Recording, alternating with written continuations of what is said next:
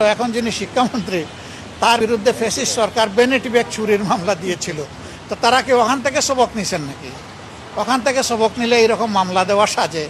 নইলে আমার মনে হয় যে নিজেরা ওখানে ভুক্তভোগী হয়ে এখন ঝাল মিটাচ্ছেন সাধারণ জনগণের উপর। এটা ঠিক হবে না। যাদের উপর ঝাল মিটানোর তখন মিটাইলেন না কেন? এখন সাধারণ জনগণের উপরে কেন ঝাল মিটাবেন?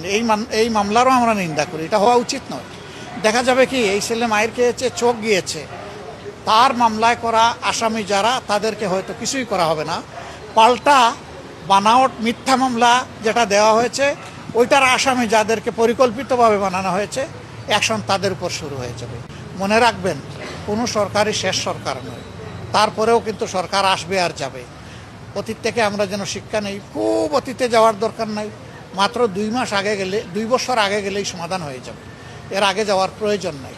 অতটুকু দেখলেই শিক্ষা হওয়া উচিত। আমরা সেই সুশিক্ষা সবার মাঝে তৈরি হোক, এটা